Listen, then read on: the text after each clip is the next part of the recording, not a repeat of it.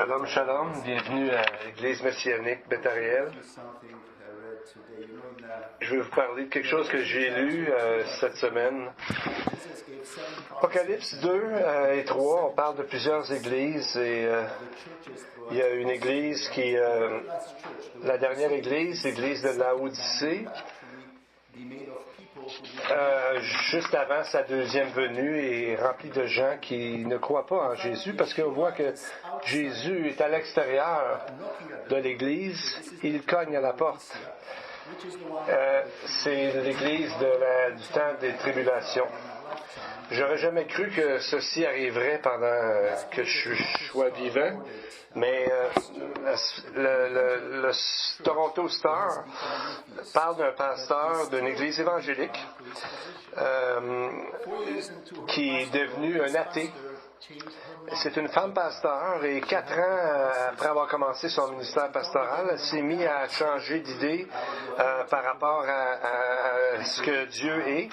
Et elle a dit qu'elle ne croit plus à Dieu, à une personne qui s'appelle Dieu, d'une personne surnaturelle et qui dirige nos vies et qui nous parle.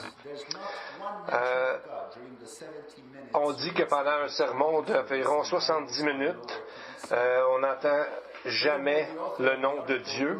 Et la personne en question a même changé tous ses sermons et même les cantiques afin d'enlever le nom de Dieu. Et il y avait seulement qu'un seul objet qui faisait référence à Dieu, une croix. Et maintenant, on a mis des rubans de toutes les couleurs devant la croix, donc on ne la voit plus vraiment. Et c'est une église unie du Canada. Et après 3 ans et demi de délibération, de discussion, ils ont décidé de garder la personne en poste. Donc, et en plus, cette personne-là est complètement anti-Israël. Ce qu'elle appelle que Israël ait volé des territoires, comme on entend souvent, de certains endroits de la terre. Et qu'elle ne réalise pas qu'il ne faut pas oublier qu'Israël emploie environ 50 000 Palestiniens tous les jours dans son pays pour différents genres de travaux. Donc, on voit que si Jésus n'est pas dans l'Église, c'est certain qu'Israël ne sera pas beaucoup aimé. Et on voit que c'est comme si le Seigneur nous dit qu'il vient vraiment rapidement si on est rendu avec des pasteurs qui ne croient même plus en lui et qui sont dans une position d'Église. Donc, on voit que c'est bientôt que Dieu va revenir. Ouvrons nos Bibles ce matin dans 1 Samuel, chapitre 8. Et on va trouver ce matin un texte un peu compliqué, mais qui montre différentes facettes de personnalité. Mais c'est une... Pardon, le roi Saül est le premier roi d'Israël. Et c'est quand même un moment important puisqu'il y a 25 chapitres qui parlent de son histoire. On n'est pas certain au début si Saül est une personne humble ou peureux ou donc on voit que c'est quelqu'un qui passe de un à l'autre. La journée même qu'on va le couronner comme roi, il disparaît. Où est-ce qu'il est? Personne ne le sait. Samuel et les gens alentours ne pouvaient pas le trouver. Mais après avoir cherché un peu partout, Samuel a décidé de demander à Dieu. Et Dieu arrive et il dit, vous savez quoi? Il se cache parmi les bagages. Donc, on va voir ça plus tard. Donc, il le trouve parmi les bagages et il le sort de là et il le couronne roi d'Israël. Donc, quel est le message pour nous aujourd'hui? La majorité des commentateurs disent, et surtout certains rabbins, ils disent qu'il était tellement humble et gêné que c'est pour ça qu'il se cachait. Mais si on voit le reste de sa vie, on voit qu'il est très, très instable et colérique, etc. Donc, on voit une différence vraiment avec ce qu'on pense qu'il était. Donc, on voit que après 3 jours qu'ils n'ont pas trouvé, ils vont finir par le trouver parmi les bagages. Donc, on voit que le début de son histoire est aussi étrange. Son père a perdu les ânesses, il l'envoie les chercher, et finalement, il finit par rencontrer Samuel qui lui annonce qu'il deviendra roi. Et Samuel lui donne même à ce moment-là 3 signes. Et qu'est-ce qui va arriver. Et pourtant, on dirait que Saül est quand même un petit peu mêlé. Si maintenant on regarde Israël elle-même, pourtant à ce moment-là, ça allait quand même assez bien pour Israël, parce que Samuel était là et il amenait la parole de l'Éternel au peuple. Mais comme Samuel commençait à vieillir, les gens ne regardaient plutôt à Samuel qu'à Dieu. Donc ils en sont venus à dire, il commence à être âgé, donc ils en sont venus à vouloir un roi. Et on va voir aujourd'hui 2 individus qui ressortent, Saül et Samuel. C'est comme si Saül représente notre ancienne nature et Samuel représenterait notre nouvelle nature. On voit que Samuel est solide, il est ferme, il sait qui est son Dieu. Et c'est pas le cas de Saül. Donc on voit dans le texte que, par exemple, ils demandent un Dieu alors qu'ils savent que c'est pas bien pour eux. Mais on voit, est-ce que c'est à cause qu'ils avaient la tête dure, à cause qu'ils étaient têtus? Et peut-être c'était la seule façon pour eux d'apprendre. Vous savez, des fois, il faut faire attention de la manière qu'on prie. Parce que Dieu nous entend et peut-être qu'il va répondre à une prière que si on y pensait comme il faut, on serait peut-être mieux de ne pas prier de cette façon. Donc, on va aller voir que derrière le fait qu'il rejette Samuel, en fait, il rejette Dieu lui-même. Et c'est ce qu'on va voir dans notre texte. Dans le texte, on va voir qu'est-ce que Dieu finalement leur donne, ce qu'ils demandent. Ils demandent mal, mais Dieu va décider de leur donner ce qu'ils demandent, soit un roi, comme toutes les autres nations. Et on voit que pourtant Dieu les avertit vraiment beaucoup des conséquences de leur choix avant que cela arrive. On voit qu'il leur donne 6 avertissements et les 6 avertissements vont s'accomplir plus tard dans l'histoire. Nous savons que 6 est le nombre de l'homme, le nombre de l'humanité, et c'est ce qui arrive quand l'homme prend toute la place au lieu de la laisser à Dieu. Et c'est pour ça que si on va plus loin, qu'on dit que l'Antéchrist, son nom ou son chiffre est le 666, donc une espèce de trinité diabolique au maximum, mais c'est de l'humain, autrement dit, de personnes qui rejettent totalement leur Dieu. Si on regarde au verset 11 à 17, 6 fois, on voit les mots « il prendra ». Il prendra.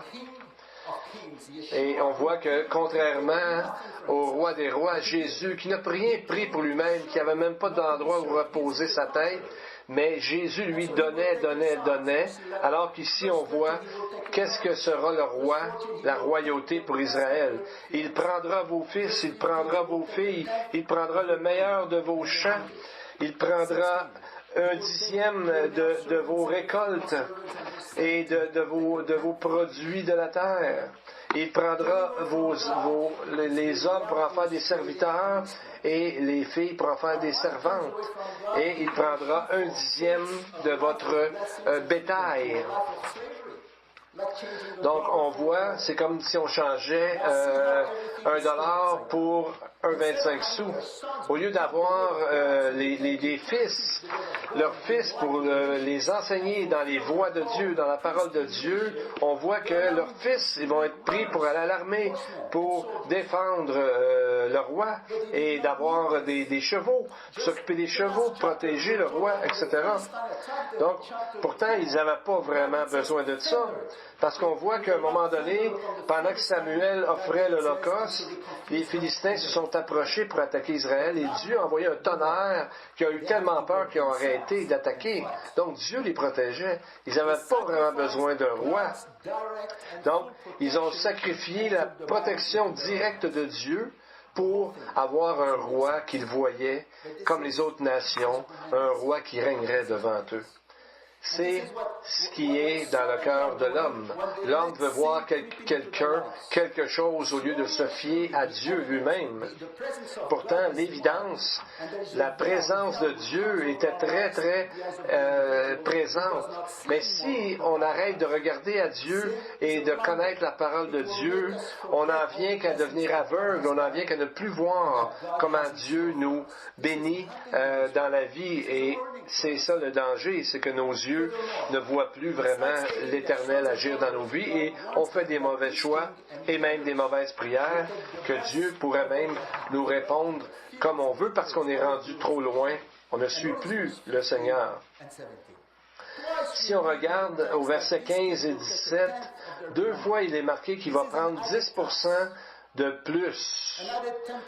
Une autre taxe, une autre chose qu'ils doivent donner pour avoir justement un roi comme ça. Donc, si on regarde que la dîme en général, si on additionne toutes les dîmes qu'il y avait à donner, ça monte à peu près à 30% par année. Donc, on voit qu'un autre 10% de tout ce qu'ils ont à donner monte à 40%, sans compter qu'ils devaient donner aussi leurs fils et leurs filles. Et on voit qu'un qui est allé plus loin que tous ces rois-là, c'est le roi Salomon. Pourtant, même dans sa sagesse, plus tard, lui aussi a commencé à moins regarder à Dieu. Et on voit que dans 1 Roi 4, verset 20, que Salomon avait 40 000 endroits écuries pour ses chevaux et 12 000 hommes qui s'occupaient de ses chevaux. Donc, on voit jusqu'où cela peut aller. Et pourtant, Dieu leur a donné un autre avertissement au verset 18 du chapitre 8. Il leur dit, « Et alors vous crierez contre votre roi, que vous vous serez choisis, mais l'Éternel ne vous exaucera point. » Donc, on voit que pour eux, Dieu n'était pas réel. Ils ne croyaient pas vraiment Dieu. Donc, non, ils voulaient vraiment un homme, un roi pour régner sur eux. Au verset 19, ils disent, non, mais il y aura un roi sur nous. Et nous aussi, nous serons comme toutes les nations. Notre roi nous jugera, il marchera à notre tête et conduira nos guerres. C'est un peu fou, non, voyez-vous? C'est comme ça que le péché commence tranquillement à nous aveugler. C'est pour ça que Jésus a dit dans Luc 11, 35, « Prends donc garde que la lumière qui est en toi ne soit ténèbres. » Donc, la lumière, c'est la parole de Dieu, c'est Dieu lui-même qui nous conduit. Imaginez si vous conduisiez dans la rue sans faire d'arrêt, stop, sans faire un arrêt aux lumières rouges. C'est le chaos, c'est la confusion, c'est l'accident, c'est un grand danger. Donc, on voit que même Dieu les avait déjà avertis de ce danger dans le passé. Même avant qu'ils entrent dans le pays d'Israël, même au temps de Moïse, dans Deutéronome 17, au verset 14, Dieu leur avait averti déjà. Lorsque tu seras entré dans le pays que l'Éternel, ton Dieu, te donne, lorsque tu le posséderas, que tu y auras établi ta demeure, et qu'alors tu diras, je veux mettre un roi sur moi, comme toutes les nations qui m'entourent. Donc on voit que c'est les mêmes avertissements. S'il avait été près de la parole de Dieu, il aurait été au courant, il n'aurait probablement pas fait ça. Il n'aurait pas fait cette décision comme ça, mais il y a une belle chose dans ce que le texte de Deutéronome, c'est que Dieu ordonne, quand il s'assiera sur le trône de son royaume, il parle du roi à venir, dans le fond, parce que Dieu savait toutes choses. Quand il s'assiera sur le trône de son royaume, il écrira pour lui dans un livre une copie de cette loi qu'il prendra auprès des sacrificateurs, les Lévites. Donc Dieu a demandé que le roi ait toujours avec lui une copie des Écritures, afin que lui-même n'oublie pas Dieu et qu'il puisse diriger le peuple dans les voies de Dieu. Et on sait dans l'histoire que ça non plus, ils ne l'ont pas fait. Donc on voit que Dieu fait tout pour pas qu'on tombe. Mais si on se met à ne pas écouter Dieu et à être aveugle et ne pas connaître la parole de Dieu vraiment à fond, eh bien, c'est ce qui va arriver. Il y a des dangers réels et directs à ça. Donc, il y a des rabbins qui ont interprété ça comme si le roi lui-même devait écrire ce qu'il y avait à ce moment-là de la parole de Dieu, donc les 5 livres de Moïse. Et on voit que ça aussi, ça n'a pas été fait par les rois. Donc, on voit que Dieu, au chapitre 8, leur dit, et l'Éternel dit à Samuel, écoute leur voix et établis un roi sur eux. Donc, ça nous fait réfléchir que parfois, il faut vraiment y penser à ce qu'on demande à Dieu. Parce que si on est têtu et on ne veut pas écouter ce que Dieu nous commande, ce que Dieu nous suggère, ce que Dieu nous dit de faire, il est fort possible que Dieu nous donne la mauvaise chose que nous prions parce que nous ne voyons plus clair, nous sommes dans la confusion et nos prières, à ce moment-là, ne reflètent pas ce que Dieu voudrait pour nous et ça se peut que Dieu nous donne ce que nous demandons lorsqu'on est allé trop loin dans notre entêtement. On a besoin d'écouter ce que Dieu nous dit, ce que Dieu nous a dit dans ses Écritures et ce qui nous parle dans notre cœur. C'est pas si difficile de connaître la volonté de Dieu. Paul nous dit que la volonté de Dieu est toujours disponible à la connaître. Peut-être pas dans tous les détails, mais elle est disponible pour nous connaître. Dans Romains 2, 18, Paul parle de quelqu'un qui connaît sa volonté, qui apprécie la différence des choses, étant instruit par quoi? Par la loi. Donc, lire la parole de Dieu nous dit ce que Dieu veut de nous, ce que Dieu s'attend de nous, et lorsqu'on est loin de la parole de Dieu, on est loin de vouloir ce que Dieu est de mieux pour nous. Donc, au temps de Samuel, il devrait connaître ce que la parole de Dieu. Samuel était là pour leur dire. Pour donner une image, il y avait un bateau qui était dans un endroit très dangereux à travers les récifs. Et il y a une personne qui a demandé au capitaine, comment tu fais pour trouver ton chemin à travers tous ces dangers? Le capitaine a dit, c'est facile, tu vois ces 3 lumières, quand ces 3 lumières-là sont vraiment alignées une avec l'autre, c'est certain que j'entre à bon port comme ça, c'est facile lorsque je m'aligne sur les 3 lumières. Donc, de la même façon, la parole de Dieu, Dieu nous dit que si nous nous alignons sur la parole de Dieu, nous obéissons à la parole de Dieu, à ce moment-là, nous serons en sécurité et Dieu nous soutiendra dans nos choix, dans nos décisions.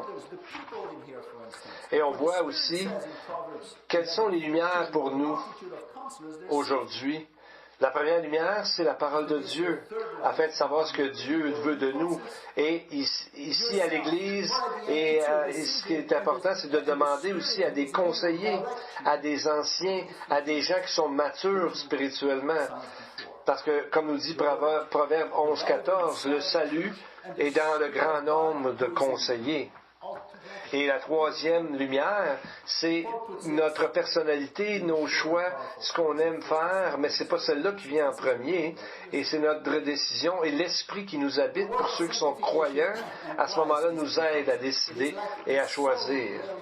Parce que dans la volonté de Dieu, c'est notre sainteté.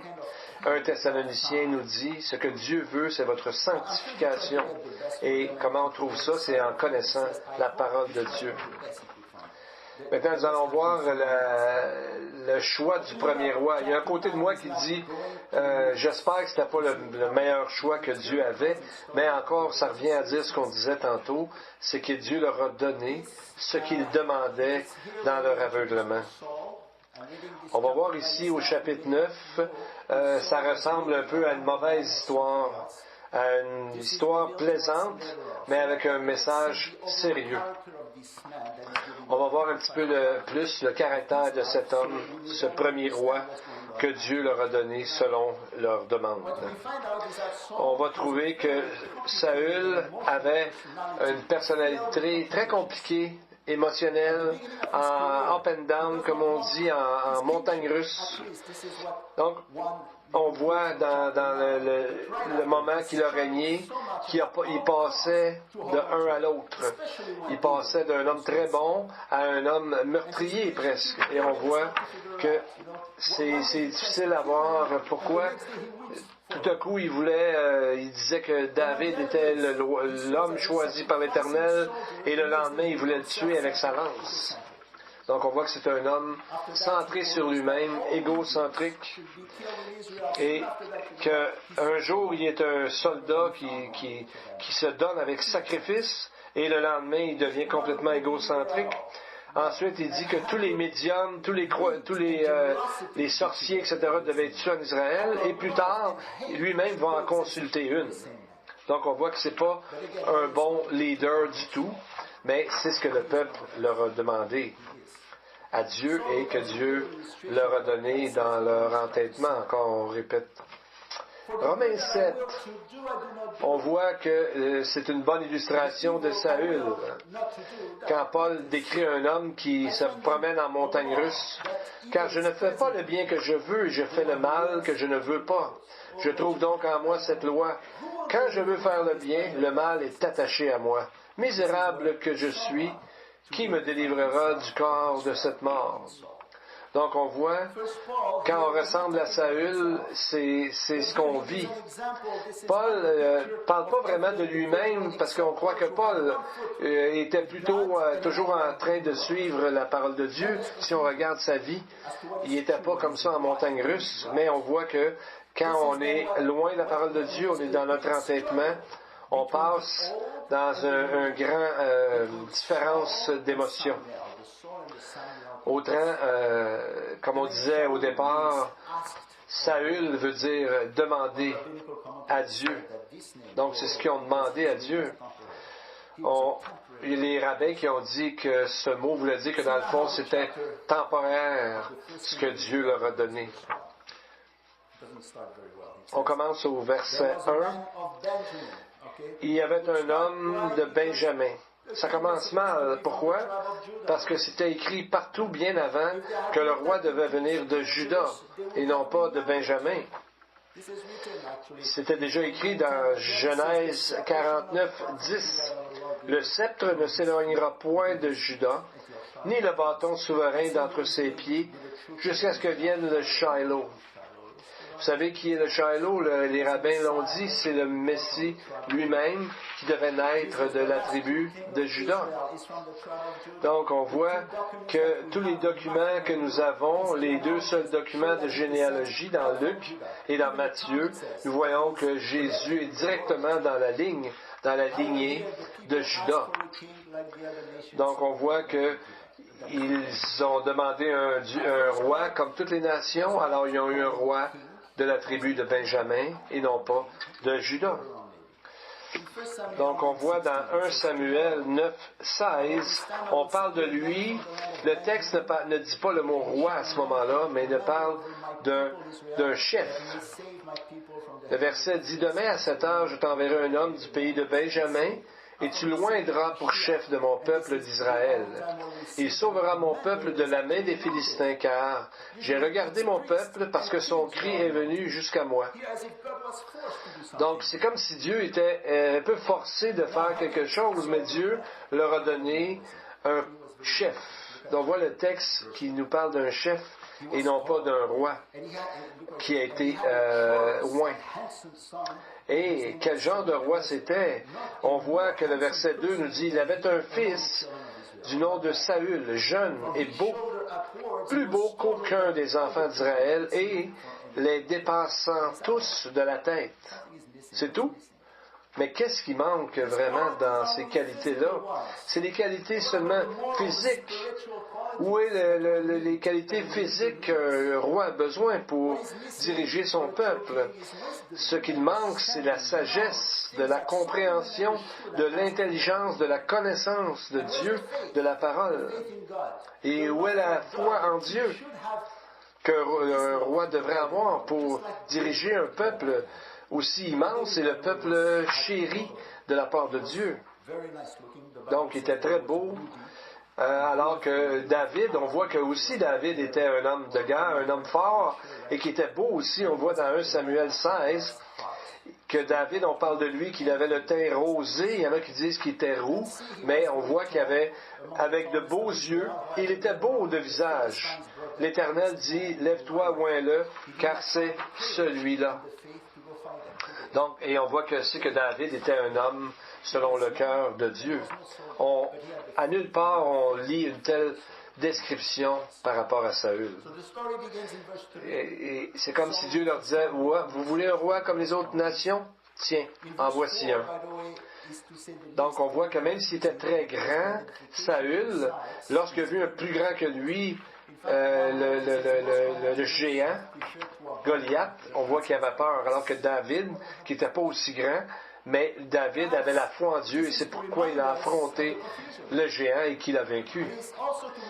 Donc, ça nous rappelle aussi que Israël, ce texte nous montre aussi que Israël, vous savez que lorsqu'ils ont tourné en rond pendant 38 ans avant d'entrer dans le pays promis où coule le lait et le miel, on voit que c'est difficile pour tous les commentateurs de trouver exactement dans quelle ville ils se promenaient, de Kadesh Barnéa.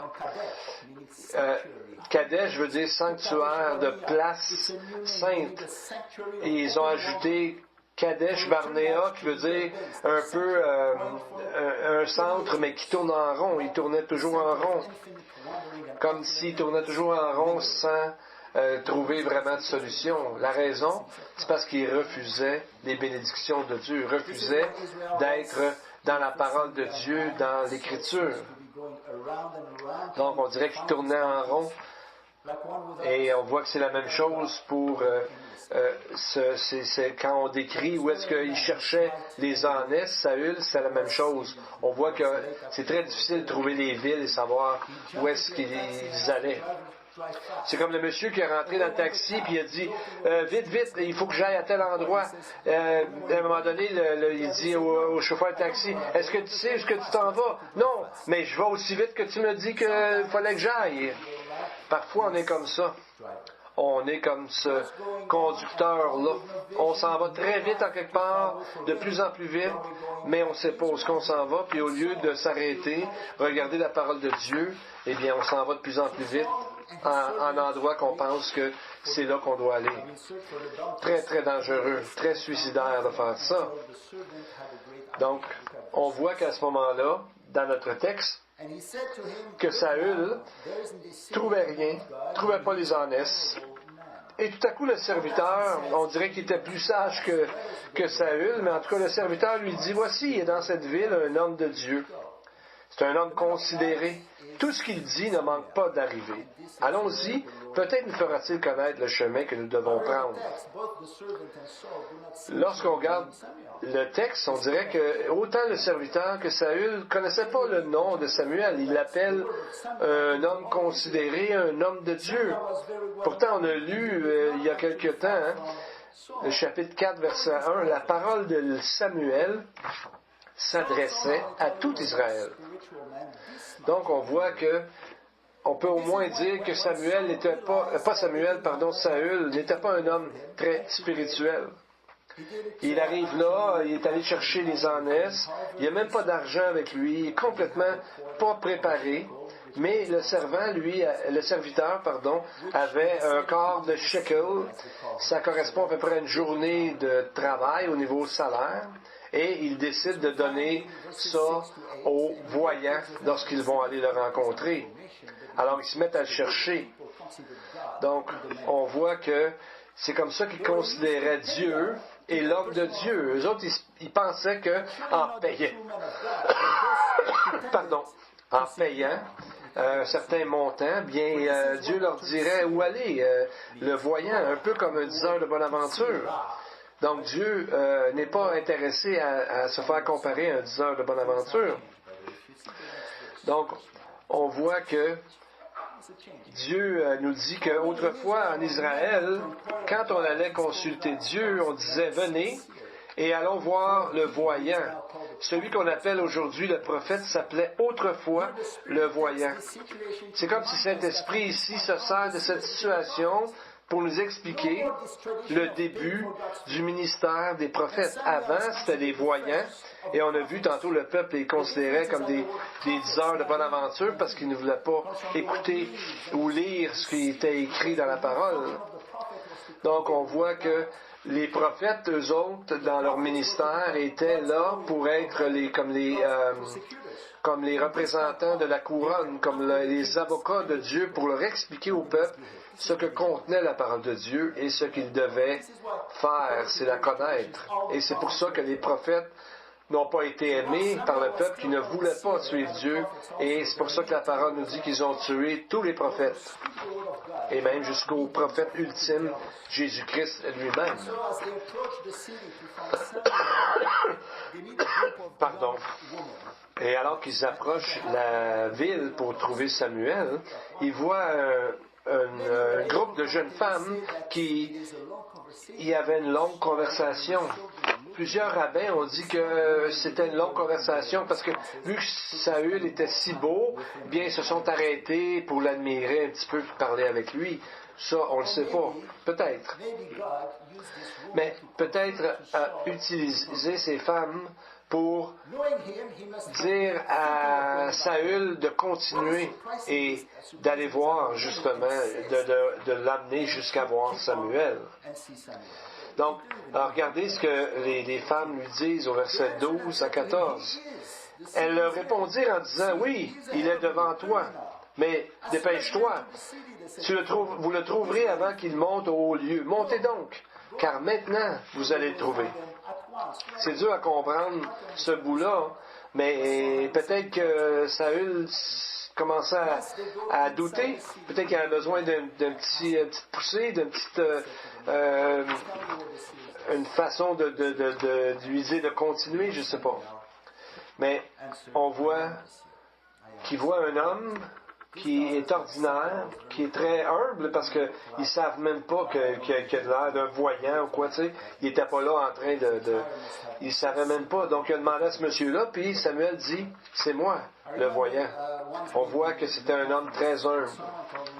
Je me souviens, un jour, j'étais à une conférence, et quelqu'un m'a dit que un commentateur très connu, Charles Ryrie, et un grand enseignant était là. Alors, je regardais dans la pièce, j'essayais de trouver quelqu'un qui ressortait de la foule, mais je voyais personne. Et quelqu'un me dit, mais c'est lui. Mais j'ai vu quelqu'un de très ordinaire, et pourtant, à un moment donné, je l'ai trouvé parmi d'autres personnes. Je me suis présenté, et il était dans ses années, il avait au-dessus de 80 ans, et il s'est levé de sa chaise, et il me traitait comme si j'étais vraiment une personne importante tout à coup. Et pourtant, c'est un homme, un géant de la foi, quelqu'un qui a écrit des livres, donc on voit l'humilité d'un homme de Dieu. Beaucoup aujourd'hui mélangent la fausse humilité avec la vraie humilité. Il y en a qui disent, je ne suis pas digne des bénédictions de Dieu. Mais ça, c'est pas de l'humilité. La vraie humilité, c'est de se voir qu'on n'est pas grand-chose devant Dieu, mais on se donne complètement à Dieu. Et Dieu, à ce moment-là, à travers la justice de Dieu en Jésus, Dieu nous donne la foi pour croire que Dieu peut faire quelque chose avec nous. Donc, ce n'est pas de la fausse humilité, c'est de se reconnaître tel que nous sommes et de demander à Dieu de servir de nous malgré ça.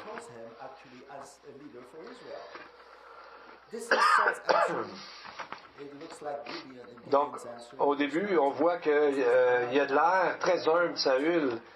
Lorsqu'il se fait appeler, il dit, « Ne suis-je pas benjamite de l'une des plus petites tribus d'Israël? Ma famille n'est-elle pas la moindre de toutes les familles de la tribu de Benjamin? Pourquoi donc me parles-tu de la sorte? » C'est vrai que Benjamin était la plus petite tribu d'Israël. Nous savons que, par contre, même s'il était dans la plus petite tribu, on a lu au verset 1 que son père, Kish, était un homme vaillant et donc riche. Et en hébreu, on voit Gibor Ha'il, c'est un homme de puissance, un homme considéré. Donc, on voit que c'est les mêmes mots qui sont appliqués à Naaman, qui était le roi de Syrie, et de Boaz, qui est devenu plus tard le mari de Ruth. C'est un homme de pouvoir, un homme riche, un homme considéré. Et on voit qu'il prend la même chose, un peu la même approche que Gédéon. Mais Gédéon, c'est différent parce que l'ange de Dieu lui est apparu, l'ange de l'Éternel, donc Jésus, pour confirmer son élection. Et c'est pas ce qui est arrivé du tout avec Saül. Samuel, à ce moment-là, a pris une fiole d'huile qu'il répand sur la tête de Saül. Et il dit, l'Éternel ne t'a-t-il pas oint pour que tu sois le chef de son héritage? Donc c'était un moment donné où Samuel lui donne une onction, mais dans le privé, pour l'encourager, Saül, de son nouveau travail, parce qu'après tout, c'était difficile à croire. Et à ce moment-là, on voit que pour Saül, il a pris une fiole d'huile, alors que pour David, il a pris une corne. Donc, il y avait beaucoup plus d'onction, parce que c'était vraiment le roi que Dieu voulait à ce moment-là. Et on voit que Dieu donne à travers Samuel 3 autres signes. Le deuxième pour confirmer le premier, où est-ce que Samuel l'a oint directement, personnellement. Il dit qu'il va rencontrer 3 hommes. Chacun va avoir 3 cadeaux. Et on voit que il dit tu seras rencontré par 3 hommes montant vers Dieu à Béthel, portant l'un des 3 chevreaux, l'autre 3 gâteaux de pain et l'autre une outre de vin. Ça ressemble un peu aux mages lorsqu'ils sont allés voir Jésus, mais les mages, on ne dit pas qu'ils étaient seulement 3. Et ça, c'est une tradition qui a été inventée. Mais dans le texte ici, on voit qu'il y a 3 hommes. Et ce qui est décrit ici, les gâteaux de pain, etc., c'est pour une grosse fête. Et on voit que pourtant, dans le texte, il ne leur donne que 2 pains. Comme si c'était juste pour leur nourriture à Saül et à son serviteur. Et en revenant de ça, de ce signe-là, c'est là qu'il rencontre, comme Samuel lui avait dit, il rencontre des gens qui prophétisent. Regardez au verset 6, lorsqu'il entrait dans la ville, l'Esprit de l'Éternel en entrant dans la ville, tu rencontreras une troupe de prophètes descendant du haut lieu, précédés du luth, tambourin, de la flûte et de la harpe, et prophétisant eux-mêmes. L'Esprit de l'Éternel te saisira, tu prophétiseras avec eux, tu seras changé en un autre homme. Dieu lui donna un autre cœur, et tous ces signes s'accomplirent le même jour. Donc, ça ne veut pas dire ça qu'à ce moment-là, Saül est devenu un croyant. C'est que Dieu lui a donné un autre cœur pour servir, pour juger, pour diriger son peuple. Et on voit qu'à ce moment-là, c'était vraiment pour les gens qui prophétisaient, qui chantaient, etc. C'est une façon de louer Dieu. C'est pour ça que dans une église, c'est tellement important de louer Dieu. Ça nous prépare à l'annonce, à écouter la parole de Dieu. Et il y a un rabbin des temps dans le temps médiéval qui disait que au niveau grammatical, le mot prophétiser veut surtout dire de se préparer soi-même à prophétiser, donc dans la louange. On voit que malgré que c'était pas l'homme que Dieu a choisi, Dieu quand même donne à Saül tout ce qu'il faut pour diriger. Peut-être ça peut nous expliquer le passage que Paul dit de se soumettre aux autorités au verset 1 du chapitre 13 de Romains, que toute personne soit soumise aux autorités supérieures, car il n'y a pas d'autorité qui ne vienne de Dieu, et les autorités qui existent ont été instituées de Dieu. Donc, je crois que Dieu, quand il choisit quelqu'un, il lui donne quand même, il l'équipe pour pouvoir diriger un peuple. Ça ne veut pas dire que Dieu est toujours d'accord avec les leaders qu'on peut élire. C'est facile. On a juste à regarder alentour de nous. C'est certain que Dieu n'est pas d'accord avec tout ce que les leaders-là font. Mais c'est comme si Dieu, lorsqu'il a donné lorsque les gens ont choisi un leader, Dieu l'équipe pour diriger un peuple. Ce qu'ils font après, ça les regarde et ils auront à rendre compte pour ça. Mais on voit que Dieu demande qu'on soit soumis quand même aux autorités. On voit que quel genre d'homme aussi était Saül lorsque plus tard, son oncle lui demande ce qui est arrivé avec les ânesses puis ce qui est arrivé dans son voyage. Saül répondit seulement à son oncle, il nous a assuré que les ânesses étaient retrouvées. Et il ne lui dit rien de la royauté dont avait parlé Samuel. Donc, on aurait pu s'attendre à un petit peu plus d'enthousiasme de sa part. Mais non. Il aurait pu dire, j'ai senti la puissance de Dieu, Dieu m'a oint pour le servir, c'est magnifique, mais non. Il parle seulement des ânesses, et tout à coup, il disparaît. Et tout à coup, lorsque c'est le temps de le couronner roi, on ne le trouve plus. Donc, on voit qu'il est obligé de chercher partout Samuel.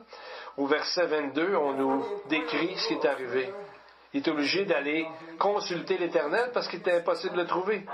On consulta de nouveau l'Éternel. Y a-t-il un homme qui soit venu ici? Et l'Éternel dit, voici, il est caché dans les bagages. Donc, est-ce que c'est un signe d'humilité ou un signe de manque de maturité? Si on regarde au verset 8, 12, c'est le mot « kéli » en hébreu, et c'est le même mot qui est souvent traduit par « arme », des armes ou encore une armure. Donc, peut-être c'est une autre façon de montrer que Saül se fiait à ses armes, à son armure, à sa vaillance humaine, et non pas à se fier, à se confier en Dieu. Et il se cachait.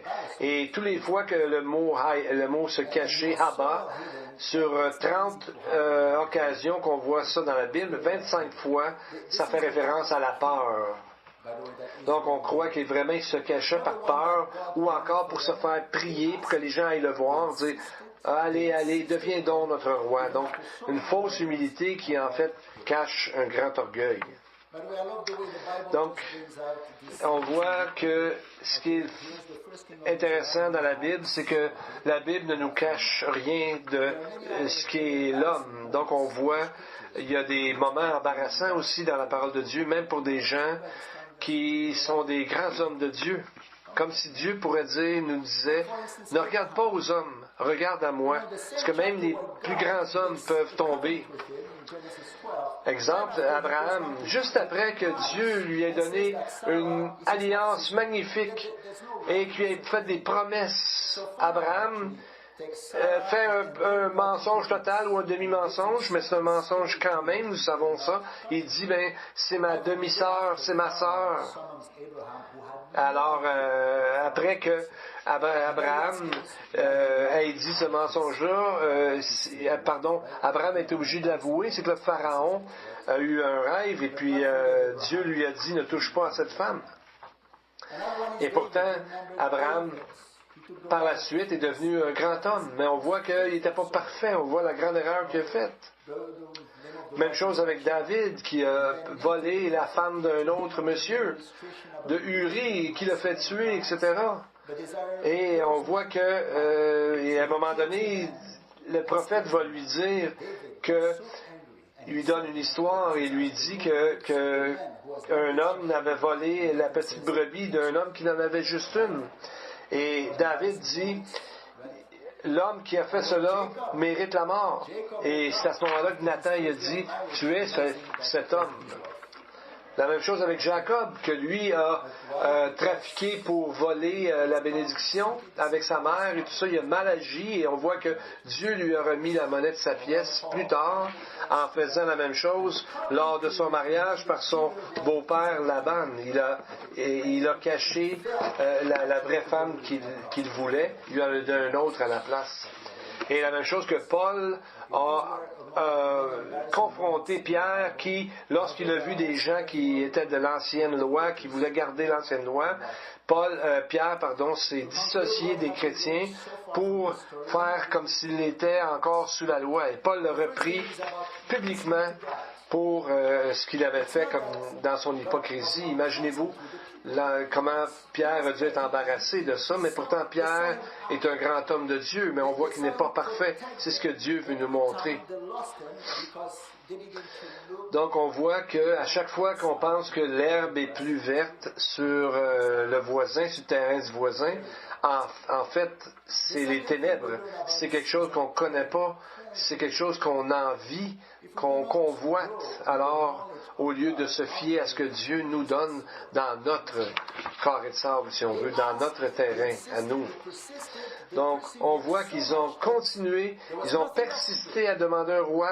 Ils ne voulaient rien savoir de d'autres choses. Alors Dieu leur a dit, « OK, je vous donne ce que vous voulez. » C'est pour ça qu'il faut faire attention de la manière qu'on prie, de la façon qu'on prie, que ce soit en accord avec la volonté de Dieu. Suivons l'avis, le conseil d'un homme sage dans Ecclésiaste 5, 1 à 2. Prends garde à ton pied lorsque tu entres dans la maison de Dieu. Approche-toi pour écouter plutôt que pour offrir le sacrifice des insensés, car ils ne savent pas qu'ils font le mal. Ne te presse pas d'ouvrir la bouche, et que ton cœur ne se hâte pas d'exprimer une parole devant Dieu, car Dieu est au ciel et toi sur la terre. Que tes paroles soient donc peu nombreuses. Quand nous prions, rappelons-nous que Dieu est sur son trône et qu'il écoute toutes nos prières. Prions. Now we praise you, Heavenly Father, and we rejoice of the fact to be able to come to your presence at any time, Lord. And we do so in a humble state. Our hearts, minds, and mouth are full of thanksgiving as we say, Blessed is the Lord. Blessed is the Lord, and bless the Lord, O my soul, and all that is within me. Now, Lord, bless us and make us a blessing to others. Bless each member of our families. Guard us and guide us in matters great and small, and use us to extend and strengthen salvation to others. We pray with thanksgiving, Lord, B'Shem Yeshua Mashiach, and to the congregation, the Lord bless you and keep you. The Lord makes his face shine upon you and be gracious to you. The Lord lift up his countenance upon you and give you peace. Amen, amen. May the Lord bless you.